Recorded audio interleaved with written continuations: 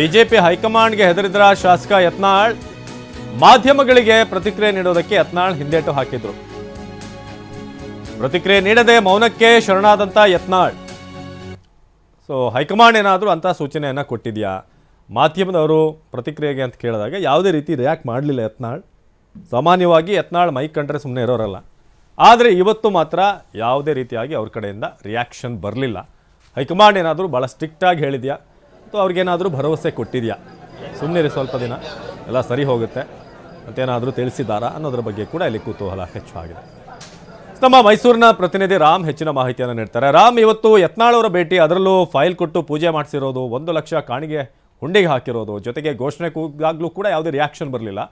ಜೊತೆಗೆ ಮೀಡಿಯಾದ ಮೈಕ್ಗಳು ಅಂತಂದರೆ ಯತ್ನಾಳ್ ಅವ್ರಿಗೆ ಭಾಳ ಪ್ರಿಯ, ಬಂದಾಗೆಲ್ಲ ಏನಾದರೂ ಒಂದು ಸ್ಟೇಟ್ಮೆಂಟ್ ಕೊಟ್ಟು ಹೋಗ್ತಾ ಇರ್ತಾರೆ ಮುಲಾಜಿಲ್ಲದೆ.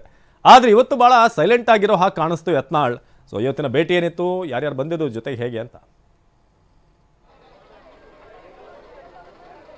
ಅವಿನಾಶ್, ಖಂಡಿತವಾಗಿಯೂ ಬಿಜೆಪಿ ರಾಜ್ಯಾಧ್ಯಕ್ಷ BY ವಿಜೇಂದ್ರ ವಿರುದ್ಧ ಬಂಡಾಯದ ಬಾವುಟ ಬೀಸಿರುವಂತಹ ಯತ್ನಾಳ್ ಇವತ್ತು ಮೈಸೂರಿನ ಚಾಮುಂಡಿ ಬೆಟ್ಟಕ್ಕೆ ಭೇಟಿ ನೀಡಿದ್ರು. ನಾಡ ಅಧಿದೇವತೆ ತಾಯಿ ಚಾಮುಂಡೇಶ್ವರಿಗೆ ಪೂಜೆಯನ್ನು ಸಲ್ಲಿಸಿದ್ರು. ಯತ್ನಾಳ್ ಅವರ ಚಾಮುಂಡಿ ಬೆಟ್ಟದ ಭೇಟಿ ಸಾಕಷ್ಟು ವಿಶೇಷತೆಗಳಿಗೆ ಇವತ್ತು ಸಾಕ್ಷಿ ಆಯಿತು. ಯಾಕಂದರೆ ನೇರವಾಗಿ ಚಾಮುಂಡಿ ಬೆಟ್ಟಕ್ಕೆ ಆಗಮಿಸಿದಂಥ ಯತ್ನಾಳ್ ನಾಡದೇವತೆ ತಾಯಿ ಚಾಮುಂಡೇಶ್ವರಿಗೆ ವಿಶೇಷ ಪೂಜೆಯನ್ನು ಸಲ್ಲಿಸುವುದರ ಜೊತೆಗೆ 1 ಲಕ್ಷ ರೂಪಾಯಿಯನ್ನು ಅಲ್ಲಿ ಕಾಣಿಕೆ ಉಂಡಿಗೆ ಹಾಕುವುದನ್ನು ನೀವು ದೃಶ್ಯಗಳಲ್ಲಿ ಗಮನಿಸಬಹುದು. ಇದರ ಜೊತೆಗೆ ತಮ್ಮ ಜೊತೆ ತಂದಿದ್ದಂತಹ ಒಂದು ಫೈಲನ್ನು ಅಲ್ಲಿನ ಅರ್ಚಕರಿಗೆ ನೀಡಿ ಅದನ್ನು ವಿಶೇಷ ಪೂಜೆ ಮಾಡಿ ಕೊಡುವಂತೆ ಅವರು ಸೂಚಿಸಿದ್ರು. ಈ ಹಿನ್ನೆಲೆಯಲ್ಲಿ ಅರ್ಚಕರು ಆ ಫೈಲನ್ನು ತೆಗೆದುಕೊಂಡು ಹೋಗಿ ನಾಡದೇವತೆ ತಾಯಿ ಚಾಮುಂಡೇಶ್ವರಿಯ ಸನ್ನಿಧಿಯಲ್ಲಿ ಇಟ್ಟು ಪೂಜೆಯನ್ನ ಮಾಡಿ ವಾಪಸ್ಸು ತಂದು ಕೊಡುವಂತಹ ಕೆಲಸವನ್ನು ಮಾಡಿದ್ರು. ಖಂಡಿತವಾಗಿಯೂ ನಾಡದೇವತೆ ಬಳಿ ಸಾಕಷ್ಟು ಜನ ಹರಕೆಯನ್ನ ಕಟ್ಟಿಕೊಳ್ತಾರೆ. ತಮ್ಮ ಮನೋಭಿಲಾಷೆಗಳು ಈಡೇರಲಿ ಅಂತೇಳಿ ಹರಕೆ ಕಟ್ಟಿಕೊಂಡ ನಂತರ ಅದನ್ನು ತೀರಿಸುವಂಥದ್ದು ಪದ್ಧತಿ. ಹೀಗಾಗಿ ಯತ್ನಾಳ್ ಅವರ ಯಾವ ಒಂದು ಮನದ ಆಸೆ ಈಡೇರಿದೆ ಅನ್ನೋದು ಈಗ ಸಾಕಷ್ಟು ಕುತೂಹಲಕ್ಕೆ ಕಾರಣವಾಗಿದೆ. ಹೀಗಾಗಿ ಅವರು ಹರಕೆಯನ್ನೇನೋ ತೀರಿಸಿದ್ದಾರೆ, ಆದರೆ ಯಾವ ಆ ಒಂದು ಮನದ ಆಕಾಂಕ್ಷೆ ತೀರಿದೆ ಅನ್ನೋದು ಈಗ ಸದ್ಯಕ್ಕೆ ಗೊತ್ತಾಗಿಲ್ಲ. ಇದರ ಜೊತೆಗೆ ಅವರು ವಾಪಸ್ಸು ಬಂದ ನಂತರ ಅಲ್ಲಿದ್ದಂಥ ಸರ್ತಿ ಸಾಲಿನಲ್ಲಿ ನಿಂತಹ ಭಕ್ತರು ಯಡಿಯೂರಪ್ಪ ಮತ್ತು ವಿಜೇಂದ್ರ ಪರ ಘೋಷಣೆಯನ್ನು ಕೂಗಿದ್ರು.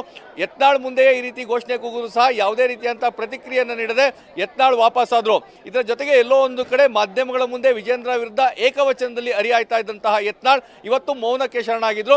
ನಾಡದೇವತೆ ತಾಯಿ ಚಾಮುಂಡೇಶ್ವರಿಯ ಸನ್ನಿಧಿಯಲ್ಲಿ ಮಾಧ್ಯಮಗಳಿಗೆ ಯಾವುದೇ ರೀತಿಯಂತಹ ಪ್ರತಿಕ್ರಿಯೆಯನ್ನು ನೀಡಲಿಲ್ಲ. ಎಲ್ಲೋ ಒಂದು ಕಡೆ ಹೈಕಮಾಂಡ್ ಈಗಾಗಲೇ ಸಾಕಷ್ಟು ನೋಟಿಸನ್ನು ನೀಡಿದೆ ಮತ್ತು ಸೂಚನೆ ನೀಡಿದೆ. ಹೈಕಮಾಂಡ್ನ ಈ ನೋಟಿಸ್ಗೆ ಯತ್ನಾಳ್ ಎದುರಿದ್ರ ಅನ್ನೋ ಒಂದು ಪ್ರಶ್ನೆ ಈಗ ಕಾಡ್ತಾ ಇದೆ. ಯಾಕಂದರೆ ಮಾಧ್ಯಮಗಳ ಮುಂದೆ ಅವರು ಯಾವುದೇ ರೀತಿಯಾದಂತಹ ಮುಚ್ಚುಮರೆ ಇಲ್ಲದಂತೆ, ಅದರಲ್ಲೂ ಪ್ರಮುಖವಾಗಿ ವಿಜೇಂದ್ರ ವಿರುದ್ಧ ಏಕವಚನದಲ್ಲಿ ವಾಗ್ದಾಳಿ ನಡೆಸುವಂತ ನಾವು ನೋಡಿದ್ದೇವೆ. ಮೈಸೂರಿಗೆ ಬಂದಂತಹ ಉದ್ದೇಶ ಇರ್ಬೋದು, ಅಥವಾ ಪೂಜೆ ಸಲ್ಲಿಸಿದಿರ್ಬೋದು, ಅಥವಾ ಹರಕೆಯನ್ನು ತೀರಿಸಿದಿರ್ಬೋದು, ಇದು ಯಾವುದ್ರ ಬಗ್ಗೆಯೂ ಸಹ ಯತ್ನಾಳ್ ಪ್ರತಿಕ್ರಿಯೆಯನ್ನು ನೀಡಿಲ್ಲ. ಮತ್ತೆ ಅವರ ಬಂಡಾಯದ ಏನು ಹೋರಾಟ ಇದೆ ಇದ್ರ ಬಗ್ಗೆಯೂ ಸಹ ಮಾತನಾಡಲಿಲ್ಲ. ಎಲ್ಲೋ ಒಂದು ಕಡೆ ಯತ್ನಾಳ್ ಮೌನಕ್ಕೆ ಶರಣಾದ್ರ, ಹೈಕಮಾಂಡ್ಗೆ ಎದುರಿದ್ರ ಅನ್ನೋ ಒಂದು ಚರ್ಚೆ ಈಗ ಆರಂಭವಾಗಿದೆ. ಅವಿನಾಶ್, ಧನ್ಯವಾದ ರಾಮ್.